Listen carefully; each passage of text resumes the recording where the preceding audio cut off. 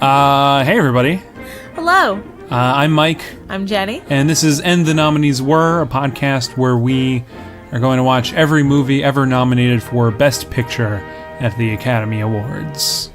We've been doing a lot of it this week. Yeah, we're just running through these silent films. It's honestly, it's kind of easy to watch so many of it. It's almost like, it's getting to be a little weary, but I feel like it's almost like if we went more than 2 days between silent films, it would be like, it would give us enough time for me to be like, I don't feel like, then I would have to get back in the mood to watch a silent movie, you know?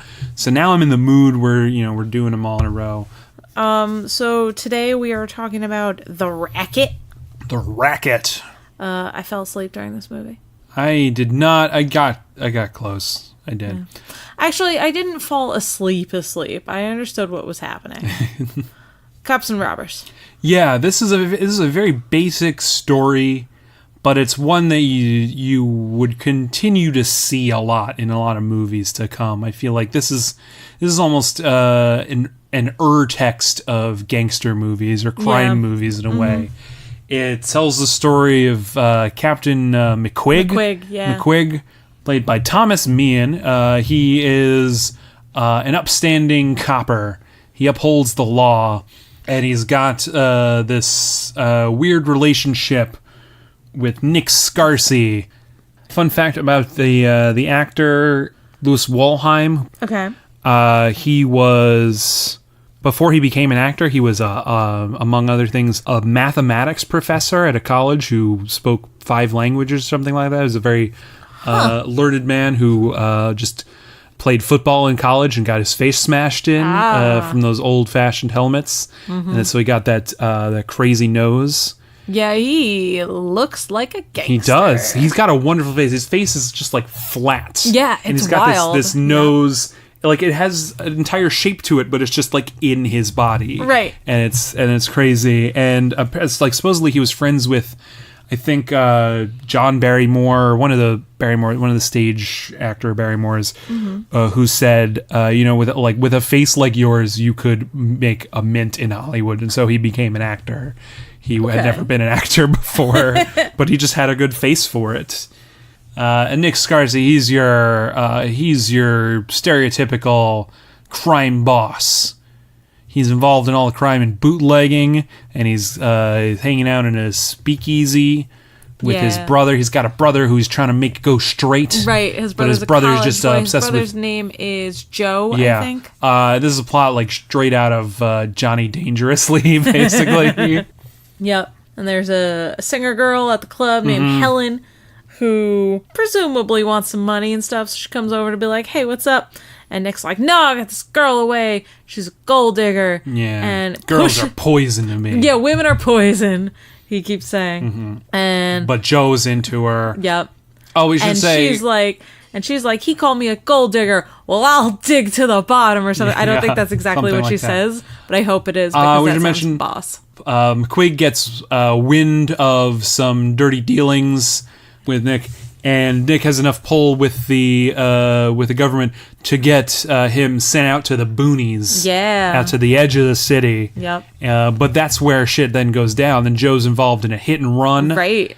And he gets him in there, and then they get Nick for murdering a cop. Yep. Just because the cop is like, you can't do anything about it. Your kid's staying in jail, and he just shoots him. Yep. Because he's mad at him. Yeah. Yep. Like a real man. Yeah, and it's all this sort of... sucks. Nick sucks. Oh, of course, yes. And it's all this sort of melodramatic stuff. The plot's very basic, but it keeps moving. That's true. I really appreciate that. I feel like every 10 minutes or so, it's almost like a little different mini movie, you know? Yeah, I guess. I don't know. I feel like it was kind of slow. Okay. Because the story was so basic and like you knew where it was going to go most of the time, I think that's why I felt like it was a little bit slow, and that's why I got sleepy. Because it would be like, oh, well, he did this crime, and they don't know who he is, but Mac knows that, that it's Joe, that it's Nick's brother, and so he's gonna book him, but who's gonna testify? Is this kid gonna testify? How is this gonna happen? And it's like, it's like I know what's happening. It seemed like I don't know. I felt like all of the twists were being yelled at me. Not literally. I don't think that necessarily the construction of the story is bad, but I found it like diverting. I found it diverting in the way that like a noir movie would be. Well, I think a lot of noir movies have more to them than this movie. Right. This movie, it's sort of... It's mostly pretty basically shot. Yeah. It's kind of flat. There are some interesting things, especially the beginning. The very first sequence in this movie is like a bunch of gangsters stationed in windows all around the street scene, and they're all sort of watching McQuigg as he like patrols the streets, and they get the signal to take a shot at him and stuff. And the whole sequence was pretty cool because it is. I couldn't figure out what was happening. That's the thing. Yeah, the very first shot of the movie is like from their perspective. Like they open the shutters and you see this whole street scene out before you, and I thought that was pretty cool. Yeah, they like fire a warning shot at him, and then Nick is like right there to be like, "Hey, why don't you give up your racket?" And he's like, "Why don't you give up your racket?" Yeah. Whatever. And then the movie starts. I was like, but like at this point, I genuinely didn't know who was the bad guy. I was just like, oh, are they both gangsters? Well, I feel like that's I feel like that's the idea at the very beginning, and then you see them going about their lives, and then you're like, oh, he's the cop. I get it. Exactly. Yeah. So it's a little, it's. But like, and it also seems at first like he might be a dirty cop because Nick keeps like inviting him to Joe's birthday party. Yeah. And he's like, sure, I'll come. Then it seems like he's the only not dirty cop. Right, exactly. Which just pisses Nick off. He's like, just be dirty like everybody else. Come on, God. Yeah. But I appreciated this movie for what it was. It doesn't have the depth of a lot of movies that will come after it, but it really set the groundwork for a movie like Heat, which that's sort of like... it's become a cliche at this point. The cop who's obsessed with getting the criminal, the one particular criminal, right? His white whale kind of thing. Yeah. And also, the cop who's not that different from the criminal. They share. Right. And this movie sort of hints at those things, but it just doesn't have the ability to go in depth. I think that's fair. I think it comes up too because, because Helen says something towards the end of the movie after everything shakes out. It's like, Nick shoots this cop in the back, and he's like, "Whatever, I'm gonna be out of jail because of my friends in the organization." Because, the whole idea is that if somebody is being elected to, I think it's the district attorney or something like that, but somebody is being elected to something, and he's like, yeah, my, you take care of me and my wards will vote for you and stuff. It's all that. It's all that jazz. But nobody's really the winner because they are going to hang him out to dry because they're like, oh, well, it's going to look bad for us if this guy killed a cop and we support him. And so everybody's double crossing each other at the end. Yeah. And it turns out these guys come in and they're like, yeah, we set up this escape for you. But then when he goes for the escape, they shoot him so that they'll look like they caught the criminal. And it's very in line with all of those because this is my context, because I'm sure there's a ton of them. But my context is your corrupt LA movies, LA Confidential, like Chinatown and stuff like that. Yeah, it's got definitely has shades of that, but it doesn't go into the detail that a Chinatown or LA Confidential does. Right. And what I was getting at though is that when they go and they shoot Nick, Helen's like,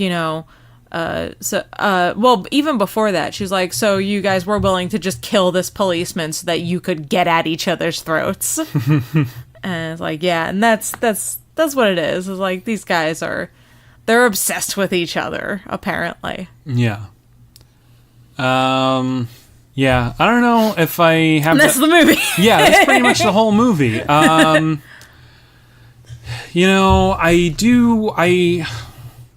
I like the idea of this movie. Mm-hmm. You know, it does move along, I think, at a quick pace, even though by the end you're like, all right, I get it. I felt like it was long. And it's only like 80 minutes. Is too. it really? Yeah. Okay. But I feel like this movie is worthwhile today, mostly for the way it presages your more modern crime movies. I feel like this feels like the origin for a lot of tropes you see well into today's movies. But you're not going to get the same sort of enjoyment out of this as you would from a more artistic movie from the day. Like Seventh Heaven or Sunrise.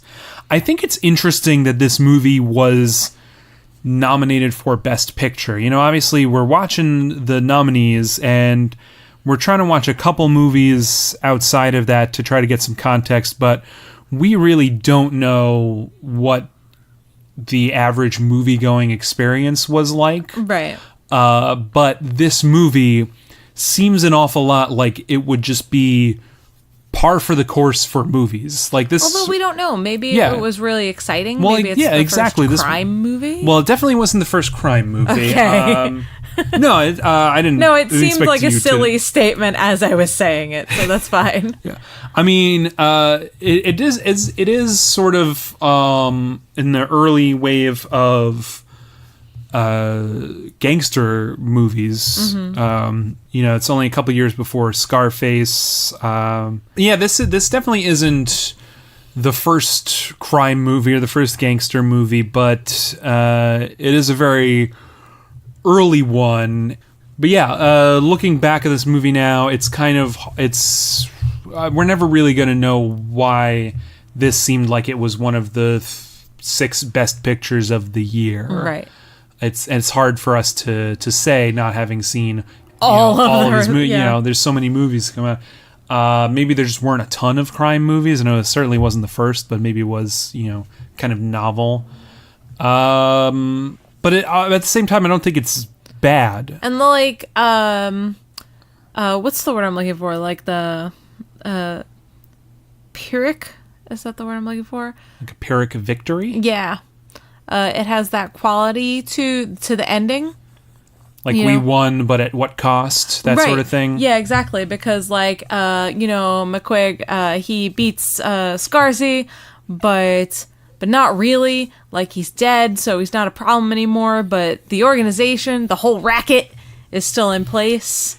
You know? Yeah, actually, that reminds me that I didn't really think about it. I really liked the last scene or so in this movie because as much as this movie felt like it dragged a bit, I almost wish that scene was a little earlier in the film, or like they went into more detail in that scene, because that's where McQuigg learns that, like, yeah, he can finally get Scarsy, but he's just one part of this huge, like, tentacled thing that's got his hands in every part of the local government, and he's not going to be able to stop that, especially now that Scarsy is dead. Yep. And I feel like they don't quite dwell on that. Like, that's something that they would definitely, harp on in a later version of this type of movie. But I feel like in this one, it's thrown in, like, at the end for you to think about afterwards, to be like, oh, well, he got the guy, but he didn't really get the problem. Like, he's still gonna have to keep fighting the problem, and I don't know. This is a movie that it's not as I was gonna say, just it's not as cynical as something like The Crowd, but it has that same kind of tone to it. Yeah, and I feel like this is a movie that often hints at subtext, but is not really interested in exploring it. It rather just does the plot sort of straight ahead. Mm-hmm. But that doesn't mean that's not, like, there for you to pick apart. It's not like I do feel like there is some substance to this story. It's just that the film is maybe leaving it up to you rather than exploring it. Right. Which I think is interesting. And, like, for example, I think that Helen is an interesting character, even though she does almost nothing. Well, I think that's almost what makes her interesting. Like, Helen is, she's a dancer, singer at this speakeasy, and she becomes interested in the gangster's brother Joe, and he's obviously very interested in her. And then they're out partying, and he tries to make a move on her, and she doesn't like it. And he kicks her out of the car. And then goes and runs gets over a lady. Yeah, and gets in a crash.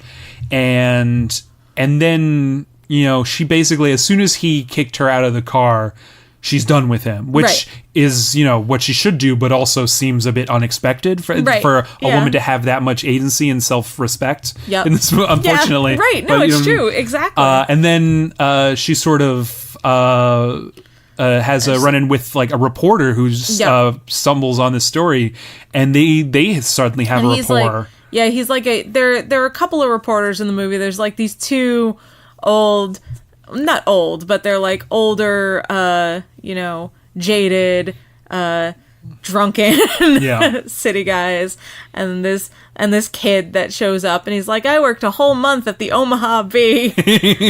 And they're like, cool, yep, you go downstairs and you'll get a story. And it turns out downstairs is where they keep all the prostitutes, basically. Yep.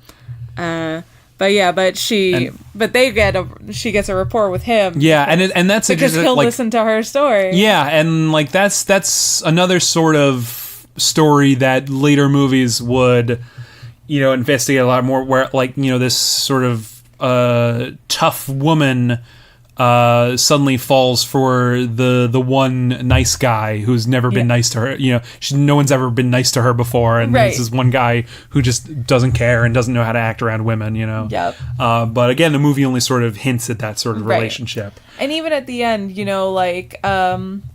she's like, he's going to testify because he was in the way when Scarsy shot the cop, and so he got knocked out. But he saw him, he knew it was him. So he's going to testify, and she's like, and she's really mad about it. She's trying to protect him because she's like, you guys aren't going to be able to take care of him. He's going to wind up like this cop. Yeah.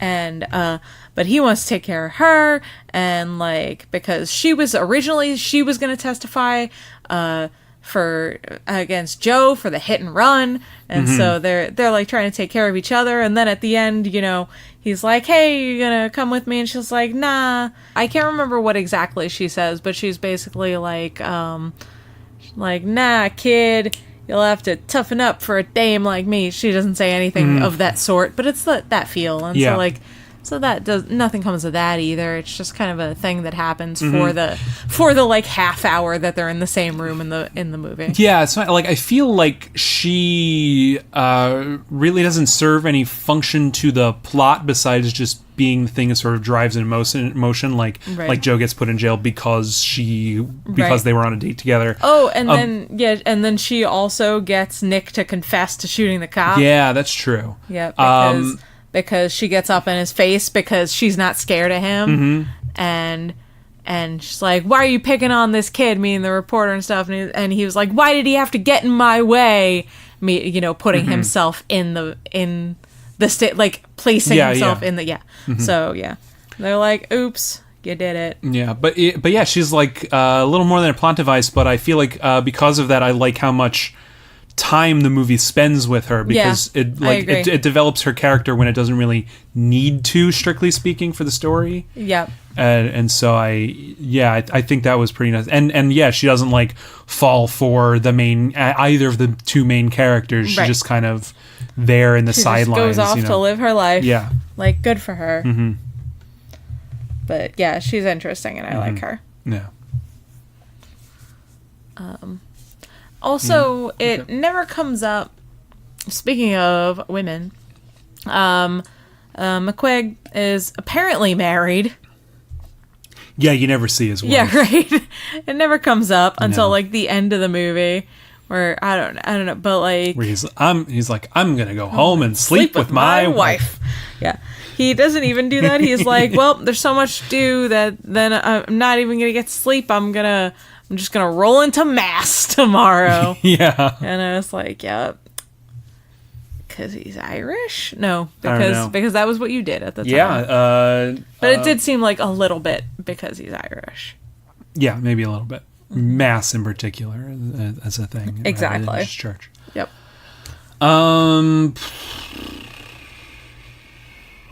Anything? I don't know. I kind of not really. I liked a lot of little things. There was, there were some action scenes which were like they were fine. Yeah, we didn't talk at all. There's like a shootout early on in the movie between two rival gangs. One's trying to move liquor into another territory, and that's a very exciting sequence. Yep. A lot of like quick cutaway shots and stuff. Well, I was going to say that was one of the things where I fell asleep. I was like, oh, okay, nothing's happening. Okay. Nothing's well, happening. Fine. Whatever. Yeah. But because I didn't know who anybody was, and I couldn't tell who they were from their faces. I didn't know who was in whose gang because everything was in black and white. And so I was just like, okay, this is going to shake out the way it's going to shake out. I'll catch up with it in 5 minutes. So, and that was, yeah. Well, but I'm glad it was exciting. Yeah, if you were paying attention. Yeah, I thought that was nice. Yeah, this movie is sort of like, it's ably shot. The director, Louis Milestone, he would go on just like 2 years later, I think, in the 1930 Academy Awards to direct All Quiet on the Western Front, which won Best Picture. Okay, and which is supposed to be great. It's an absolute classic. It's wonderful. Okay. And I feel like you see sort of... so I don't know if he really has a style so much as he just was able to do a good job with a script, He had a long career. I think one of his last movies was the original Ocean's 11. Oh, yeah? Yeah, and that's... Okay. Yeah, it was, he had a long career into the 60s. A lot of the people that we'll be talking about, a lot of the directors, some of these were their like first few films. King Vidor and Louis Milestone, they were very early in their careers. And so it's interesting to see... they're the first Academy Awards, and you also get to see how these directors' styles evolved because they were so young. Right. Well, that's cool. Yeah. But other than that, I think this was the only Oscar this movie was up for. Yeah, because there were only a few categories. I think this movie is the hardest to see out of all of the winners. It's essentially almost lost. Yeah, there's only one copy of this film, apparently. I think it was in probably Howard Hughes's personal archives, which is why the University of Las Vegas has it. And it was, sort of restored, and they recorded a score for it by a noted Carl Davis. He's a good silent film composer. I noticed in this score in particular, it was very character themed. Yes, he does that a lot. But yeah, it was like restored, but it's in really bad shape. Some of those early scenes are so scratched up, it literally looks like it's raining. It might have been. I don't think it was. We couldn't tell. Yeah, honestly couldn't tell. Yeah, it looked that bad. And it's very hard to get a hold of the copy that was shown on Turner Classic Movies.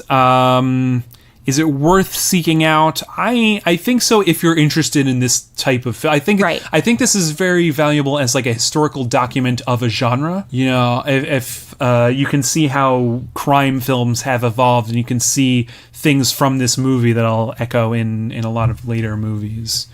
It's not fully entertaining on its own, but it has its moments. Right. I would agree with that. Yeah. Yeah. Mm-hmm. Okay. Should we move on to Seventh Heaven? Let's do it. Yeah. Let's do it to it. All right. Next up, we watched Seventh Heaven, a romantic drama film directed by Frank Borzage. It is based on a play, which was based on a novel, and it is. Why don't you? Well, it is set in France, in presumably the time leading up to World War I. Yeah. They never give you the time, but... It's never a specific war, but I think based on everything else, it would have to be World War I. Yeah. It's about Chico, who is a very remarkable fellow, as he will tell you at any opportunity. He works in the sewer. He cleans the sewer. But he wants to move up in the world. He wants to move up to cleaning. He wants to become a street washer, so he can be with the people in the sunshine.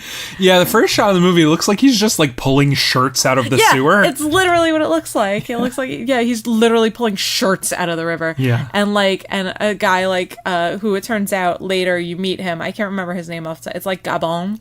Gobin. That's it. Gobin. But they wind up becoming friends later on, but he's the street washer, and he's just throwing shit in the sewer and spitting on them, right? Not intentionally, but he's like, you're in the sewer, get out of the way. Yep. Basically. And he's like the idea of this film is, and it has a title card right at the beginning that says this, and it's like, there's a ladder that reaches from the sewer to the stars, the ladder of courage, or something like that. And Chico will tell you this is true because he's not afraid of anything. Mm-hmm. He's very proud of how he's not afraid of things. Yeah. So he's the one persona stramate. Yeah, I don't think it's anyway. We're also introduced to Diane, and then there's Diane, who they just they don't say as much, but she and her sister are whores. They're prostitutes. Yeah, it took me a while to figure that out, though. Yeah, they kind of just say like a bad girl, or I don't know. It's maybe even like less clear than that. Right. The description of the movie calls her a street waif. Yeah. But she and her sister live in this like tiny little room with a bed. Her sister's drunk all the time and beats her, and like they have rich relatives who show up and like.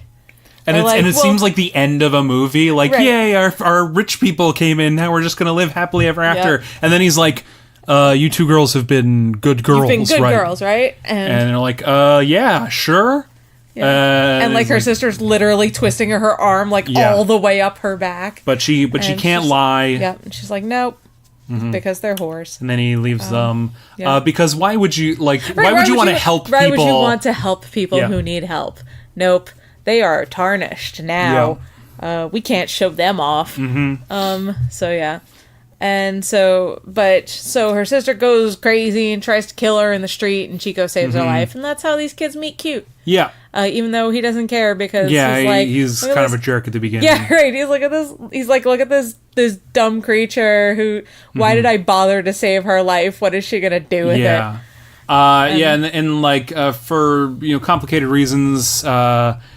She has to pretend to be his wife. That's when I figured out that she was a prostitute, because the cops show up with her sister and a bunch of other women. Because I remember at first I just saw her sister and I was like, are they arresting them for being poor? Yes. And you're like, yeah, that's just how they did things at the time.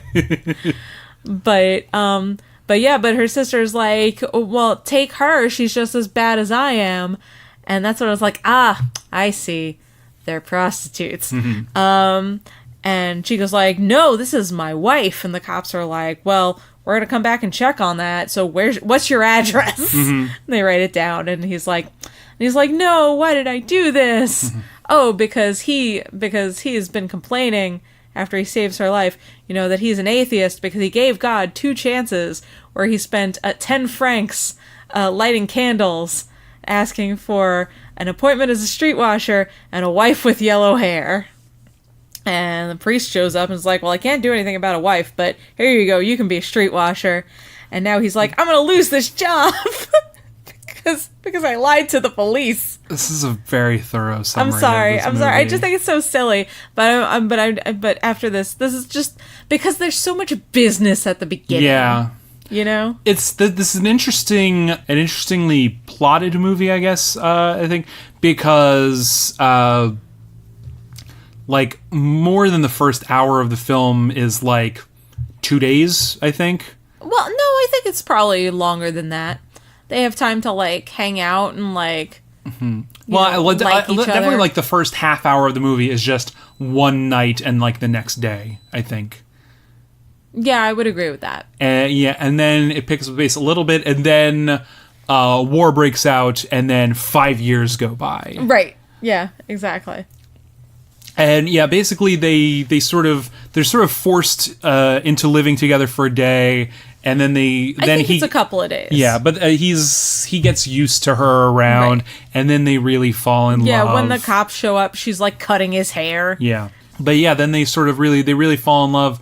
And just as when they decide to like get married for real, then war breaks out. Yep. And Chico and his coworker and friend, they got to go off to war. Yep. And then the next this movie really, it took a turn. I did not expect this to become like a war drama. It was just this small little chamber piece, just a couple kids getting by in their, penthouse apartment. When we paused the movie, it was almost exactly an hour through, and they had just like decided they were going to get married. Basically, he had just bought her the wedding dress, and we had to pause for something, and there was still an hour left, and I was like, "Oh no, something really bad is going to happen to these nice kids." There's still an hour of this movie, and even then, I did not expect it to be World War I. Yeah, because I had no idea when this movie took place. But yeah, then they go to war, and for an hour, 45 minutes, something like that, it's really just back and forth what's happening with these guys while they're apart. Yeah. Every day at 11, they talk to each other. Yeah. Yeah, they hold their religious medals that the priest had given them, which is what they used to get married before he left for war. Yeah. They like held religious medals and said vows to each other, basically. So there's like a lot of religious themes in this movie. Yeah, this movie is very overtly religious, which is not really my jam, but I also appreciated, even though this movie has an ultimately pro-religious theme, I thought it was really interesting that the main character says explicitly that he is an atheist at the beginning of the movie. I don't think that it was very common at that time. No, even though he's later, is shown the error of his ways. Right. But I did think that was kind of daring. And God does make him blind. Yeah. To be fair. But he also brings him home from the war when everybody thought he was dead. Yeah, the ending of this movie is really weird because... It is weird. You basically see him die. Right. And then all of his friends... Although I did say in that shot, I'm like, did he go blind? Because that's the way the kid acts it. Yeah. But you see all of his friends basically come back from the war, missing some parts, but they're all fine. Right. And they all convene in the apartment and console Diane. And then just literally out of nowhere, Chico's just running through these crowds trying to get to the apartment, and it feels a little you want that happy ending, but it does feel a little tacked on. It's weird. It feels like it's a test group ending. Yeah, almost Yeah, it felt like the real ending was 2 minutes ago. Right, he died, and she renounced God and went to live with this jerk. Well, yeah, because there's the colonel or whoever. Which, why isn't he at the war? What the hell is his job? He's part of the gentry. He's part of the rich people who get to run the war from home. Rude. I know, it sucks. But he's going to her workplace and hitting on her, and it's everything is topsy-turvy. The world is gonna end. The old rules don't matter. Yeah, so you might as well get with me and forget your husband, basically. Exactly. Yep. And she's like, no, not into it. Yeah. And he literally shows up at her apartment, because he has the telegram or whatever it is. It's the list of people who have been killed, and Chico is on it. And he goes to show it to her. And literally in this conversation, he's like, it's okay, I'll take care of you from now on. I'm like, damn, dude. Give her a day at least. Yeah. What the hell is your problem? Oh, that guy was the worst. He sucks. Yeah. But yeah, that's basically the movie. Yeah, the first half hour of this is there's so much plot, and then just shit just sort of happen. You just see these people's lives for a half hour or so, and then just the war, and there's nothing else to say. Yeah. They're at war, basically. They're at war. What's interesting about this movie, and I liked this movie kind of a lot. Yeah. I was surprised how much I liked this one in particular. I had problems with it, but yeah, go on. But before we started watching, I was like, ugh, 2 hours, because I thought of every other movie we had watched so far, and I was like, I would not want to watch a single one of those movies for 2 hours. Yeah. And but this one felt fine. It didn't it didn't feel long. Yeah, no, it definitely didn't. And I was a little worried I was gonna get. We've been getting sleepy through a lot of these silent films. Yeah, I think I was that worried part about of it this is just because we watched it early in the day and I didn't get a lot of sleep. But but yeah, it held my attention the whole time. Mm-hmm. Yeah, I think the only thing I really, this is a thing that still happens to this day where two people will, the two romantic leads in a movie will meet and they don't seem to get along that well, and they're just sort of pushed next to each other, and then you're supposed to think they're soulmates, basically. Right. They wear each other down, essentially, and that does happen in this movie. Yeah, and just their romance is not really believable before they have to go off to war and stuff. I don't know that I agree with that. I mean, it's you certainly don't find that they have such and such things in common, but it's not that kind of. That's not the way that they told romances in particular at the time. No, it's true. I mean, yeah, it's true. It was very common back in those days. You just see a cute girl, you ask her out. Did you get along once? Cool. You go get married. Right. And but this is even more than that. They spend time with each other pretending to be married, and then when the cops show up and she's immediately, because up till that point he's been all full Dread Pirate Roberts with her and has been I'll most likely kill you in the morning. Mm-hmm. That's not what he says, but he's once the cops show up, you got to get out of here. Mm-hmm. I'm not, you can't stay here after that. But so literally as soon as the cops show up, she goes and she gets her hat and stuff.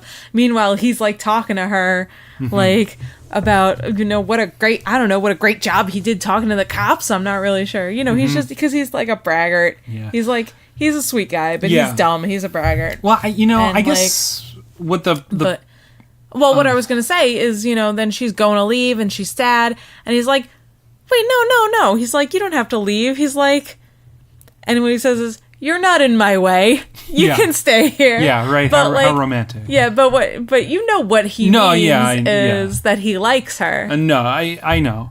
I feel like maybe the problem with this is that, that early relationship type stuff, where you want to see the two people realizing that they like each other. You're going to get a lot of that in dialogue, really, in most movies, and that's you just a good point. Can't get that in these silent movies. The title cards, they do some of the work, but that's really not what they're there for. They're really just for the main dramatic pieces of dialogue in a scene. I can't remember what the line was, but it was a good 35 to 40 minutes into the movie that there was a title card that came up and we realized it might have been Diane's first spoken line. Yeah. The rest of the time the actress had just been acting with no title cards. And it's possible it wasn't the case, but both of us noticed it, so it might very well have been her first line. Mm-hmm. She just seemed like a very reactive character. I wonder, too, if part of that was on purpose, because this was a thing I liked about it. Okay. Is Diane's character, she is the waif, and she has her sister who bullies her and pushes her around, and probably made her a prostitute, is the heavy impression there. And she certainly didn't seem to like it. No. Diane just doesn't seem to know. She's afraid of everything. Yeah. Yeah. And she doesn't know how to stand up for herself or anything like that. When they go and they move into the apartment, which I want to talk about the apartment in a minute, but it's got a little it's on the top floor of this building. It's on the 7th floor. Yeah, and there's just a plank across a street into another apartment, right, into their neighbor's apartment. Yeah, basically. and he'll just go over there and get stuff. And come back, and she's too afraid to do it. And he's like, "Come on, it's nothing. You just go Yeah, I'm not afraid of anything, whatever. Yep. I'm never afraid. Always look up, never look down. Yeah. And yeah, it's like the biggest thing I think for Diane is this relationship teaches her she doesn't need to be afraid of everybody. Yep. There's this guy, he's nice to her, he wants to protect her. Yeah, he likes her. And she can trust him, and she doesn't have to be afraid of him or anything else. Although I still would not walk over that plank. I mean, no, it looks terrifying. Yeah, honestly, I would not want to do that either. It does, to be fair, it does look wide enough for feet. Yes, it doesn't look like like you got to tightrope it or anything.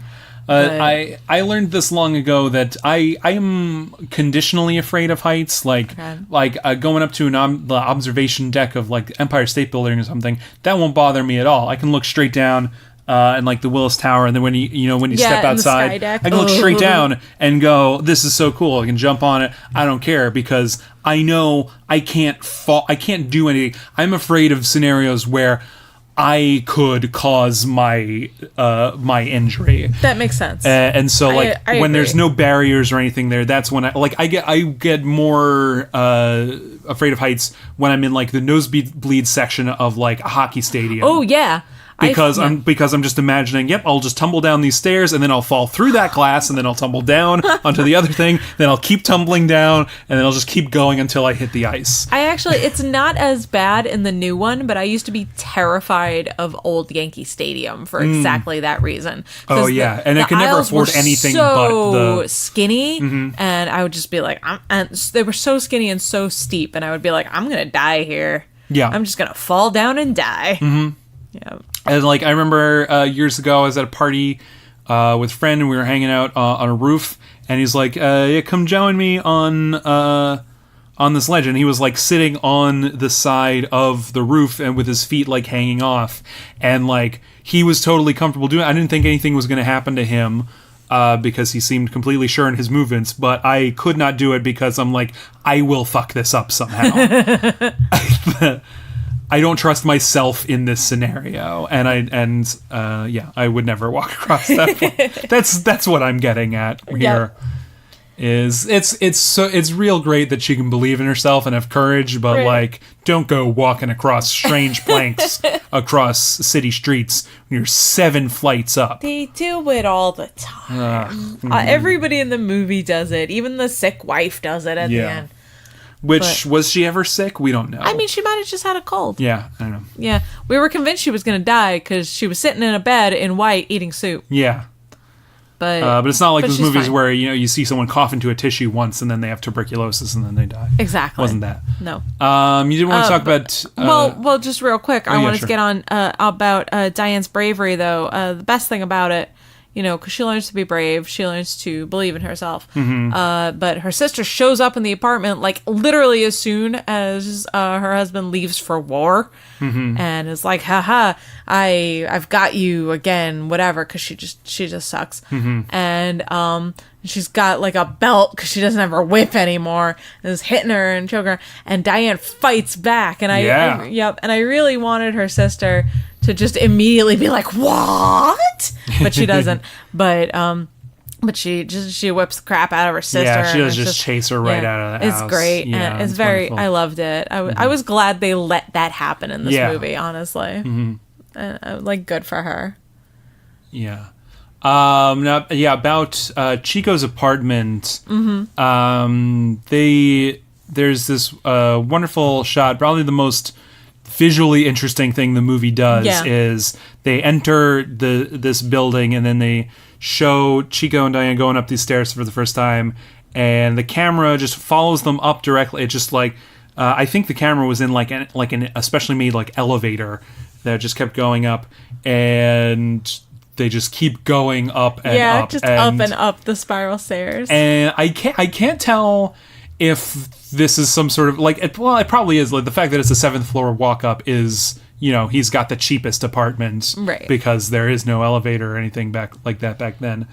But he's got like such anyone it's huge. Anyone in New York would pay like $3,500 for this apartment, at least, even without the elevator. Even with the 7th floor walk up, but you get 2 balconies and roof access. Yes, please.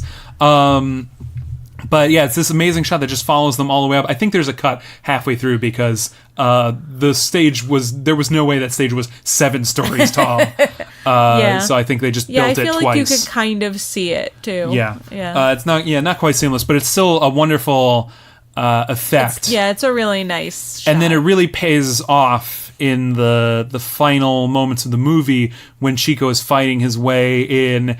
And then he gets into the building, but then you see him start to go up these stairs, and you start thinking like, oh, he might not make it. Like, it might be one of those movies where he's like so glad, like, oh, it turns out he didn't die, but he's gonna die like 1 minute away from seeing his wife again. You know? Yeah, he's gonna come in, and his wife is gonna be just kissing this gross colonel because he's gonna put his face on her, and she's too dispirited to do anything about it. Yeah. But that doesn't happen. But you see him go up these stairs again, and it's a wonderful little callback. Yeah, it's great. I love that. There's another movie, Buster Keaton's The Cameraman, I think from the same year. It's another sort of thing, but it's played for laughs, where like Buster lives on like the top floor of this apartment building, and they have a phone for everybody down at the bottom, and his girl is going to call. And so he hears, and he's just like racing down the steps all the way. But then he like misses her, and so he just walks all the way up. But then it I remember that. But it just keeps going back and forth, up and down of like 4 flights of stairs. Wonderful little. I don't know why everyone was obsessed with big flights of stairs back in 1928, but it was nice. It was just fun, I guess, to shoot it with a camera because it was like the camera moves through places that cameras can't go. Yeah, and I think it was probably I think probably a lot of these studios were fairly new, and they just built these new sound stages. Like, we got the biggest stage possible. It's 4 stories tall. Cool. Let's now build the tallest possible thing we can, because why not? We can do it. Why not? This movie was directed by Frank Borzage, who had somewhat of a long career in silence. I think he started out directing like some shorter things in like 1915, and so he'd already been like a decade in the industry directing movies at this point. So he was not a young gun like King Vidor or Louis Milestone. But and I feel like he definitely, I don't know if he has a style, but I feel like this is a lot more visually interesting than a lot of movies of this time. And it's not even that he does a lot of interesting things with the camera. It's just that like everything looks nice. Like this is like just it's a big budget movie. The production design is wonderful. These apartments are wonderful. There's I think there's only 2 outdoor like street sets, but they both look amazing. Yeah. They both like feel like you're in Paris. Mm-hmm. It has that model work when all the cars are going to the front, which of course looks fake, but it looks also great. Yeah. And in fact, the scenic design of this movie was so convincing to me that like when they went off to war, I think there's just a shot of, you know, like they have all of these soldiers marching down this like garden path in a park, like surrounded by trees, and it suddenly hit me that like, oh yeah, they had to shoot this in Los Angeles because like I completely forgot that this was, you know, your standard studio movie from the 20s. I bought into it wonderfully, and yeah, this was really well directed. And Borzage, I think he would go on to direct a lot more movies. A couple other things that were nominated for Best Picture at the 30s or so. I think he only worked until like the 40s, but he was a very talented director. Any other things before I move on to the nominations? I don't know. I guess the only other thoughts I had, you know, I had some thoughts about the religious theming of the movie, but I feel like we might have covered it. Yeah. I did have a thought that like another big theme in this movie is class structure, class divisions. Oh yeah. With Chico and his comrade. Yeah, it's you know, Chico is a sewer rat, and he dreams of just being the lowest person on Earth. Like, he's Right. even lower than, because he's literally underground. He's Yep. lower than everybody. Yep. And, And the guy he works with is literally his character name is the Rat. yeah. And he like looks like a rat and eats like a rat. Yeah. And, yeah. And even that, but at the beginning of the movie, Chico looks down on Diane's character and Yeah, sort of that's making fun of true. her. Like I feel like he's really just trying to put on. I feel like it might even be like insecurity. Like he knows he's nothing, and so he's like trying to make fun of this. So at least there's Yeah, I one think you're person that's right. even lower on the strata than he is. Yeah. And I think this movie But he doesn't visualizes. seem to believe it because he keeps No. looking back at Yeah. her and like trying to help her out. And I think this movie tries to visualize that a lot with, I think there's a lot of, I think it visualizes class as like, a vertical system. And there's a lot of verticality in this movie, like the stairwell, they walking up and down it. And I think, I think that's interesting. Yeah, that's good. But there's the part where their neighbor, who winds up being his friend, but he's the other street washer. Literally has lived in like one of the apartments across the gangplank, and like on Chico's first day as a street washer. Oh yeah, he comes across. He's like, and now that you're working with me, we can be friends, or something he's like that. I can recognize you as my neighbor. Yeah. I'm like, what the fuck kind of shit is that? Yeah. But then they wind up being friends. Yeah, they seem to. Yeah, they seem to work very well. Yeah, it wild. must have been like super entrenched in society back then. Yeah. Like it's hard for us to even fathom now, even though we still have a ridiculous class structure in it's America. true. But yeah, it must have been even worse in Paris in the teens. You know? Yep. Yeah, that was my only thoughts. Well, and the what I was religious going to say about stuff. is like, that's it's definitely It's there. Yeah, it's definitely a heavy theme, but it's not like a cloying theme. There's a lot of the movie where it doesn't seem to matter very much, but it's relevant to their marriage. It's relevant to Diane's ability to get out of her situation, because she believes in what they refer to as the bon Dieu. Yeah. Good God. Yep. And even though she had a shitty life and she was gonna kill herself, she was gonna give up, and he was like, "Don't do it." Well, no, he was like, with my knife too. Yeah. Come on, right? That's true. That's great. Yeah, he doesn't care whether or not she does it. He's like, "Listen, don't come at me like this. I helped you out." And then he's like, "All right, but what do you want to kill yourself for?" Yeah. And that's how they become friends, I guess. Yeah, I do think the religious theme, it is there, but I feel like that one is more told rather than shown. I feel like the movie tries to visualize like the class structure sort of thing, but it's mostly just characters talking about how they believe or don't believe in God. That's true. Yeah. Except for at the end when when they there's reunite and there's literally a huge shaft of light comes in out of the ceiling, and I was like, "Look, God showed up." Yeah, pretty much. Yeah. Finally, God showed up. I said he ships it. Yeah, he does. He ships it. Yep. Yeah. That's all. That's Okay. all. This movie was nominated for 5 Academy Awards. There were only 8 categories that year, so this was I feel like the big thing at this year's Oscars. It was nominated for Janet Gaynor was nominated for Best Actress, but in that year you didn't have to specify a movie, and Janet Gaynor was in 3 movies that year. Okay. So she kind of won for all of her performances. Okay. But this is one of them. She's also in Sunrise, which we're going to watch, and something else I can't remember that wasn't nominated. Okay. This movie was nominated for Best Art Direction, but it lost. I don't know what.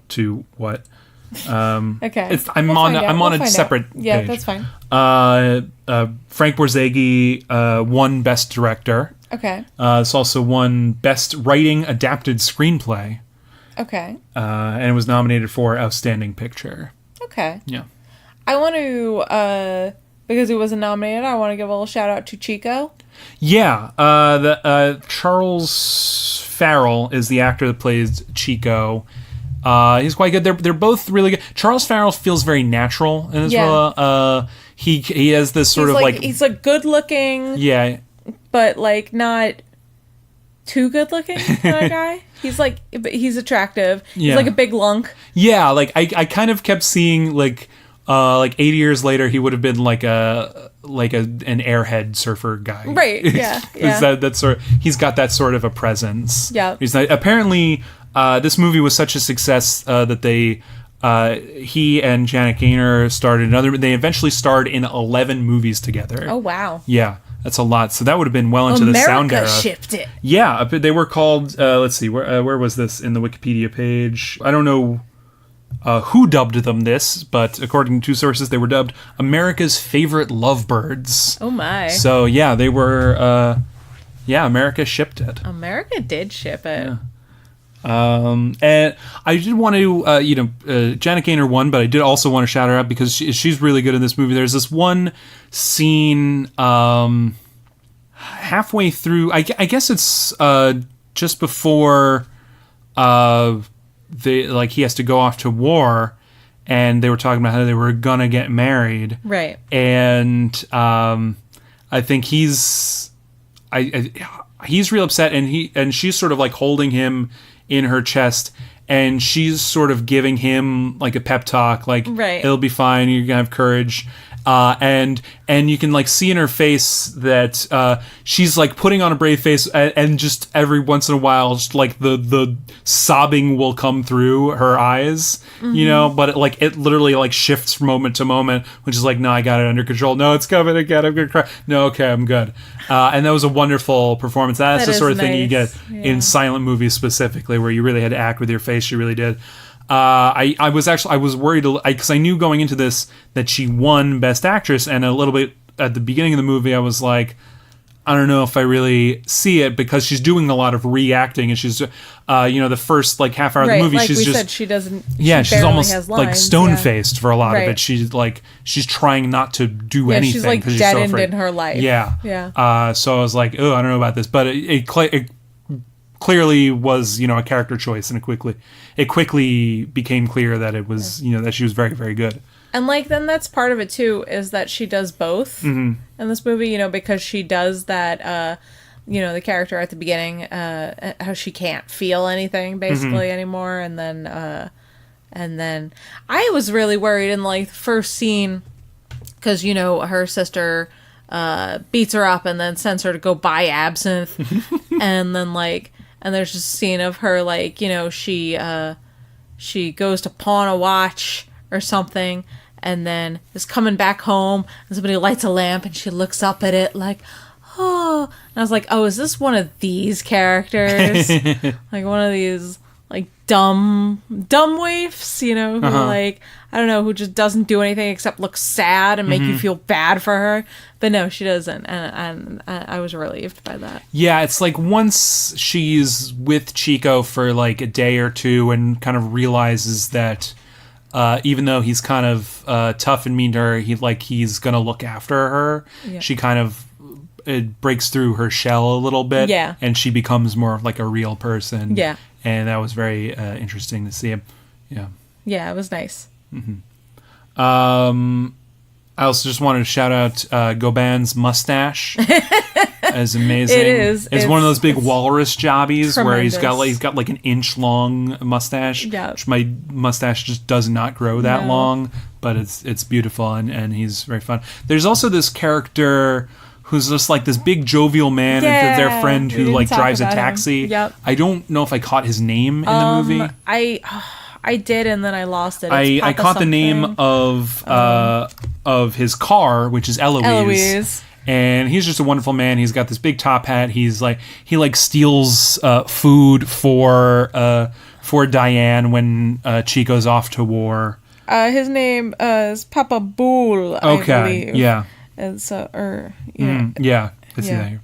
And he's wonderful. He reminded me of Orson Welles as Falstaff in Chimes at Midnight. He's just this big gregarious presence, Yeah, he's fun. Mm-hmm. I liked him. Yeah, I don't have anything to add to that. No, me neither. He was great.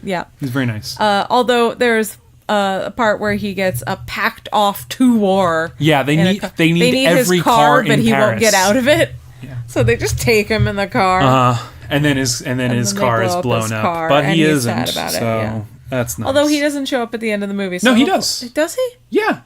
I didn't remember that. I He's was just absolutely about to there say, at the end of the movie. Hopefully somebody brings him home. No, from the it's war. like everybody's there at the end of the movie, including him. Well, the rat's not there. No. Well, isn't the sewer rat is the guy who dies in like the foxhole with yeah. He's the guy. Right. The sewer rat is the guy who carries Chico to safety and kind of saves his life. Yep. So I he does. I thought it was his friend. I thought it was Mr. Streetwasher, because he's the one who lost his arm. I thought he lost his arm in that segment, but no, it was just before that, right? Yeah. Okay. Oh, and just another thing about like the themes of class in this movie. Like you see it just for a brief moment. There's a short little scene where someone in their regiment was in charge of like roasting a chicken for the officers, right?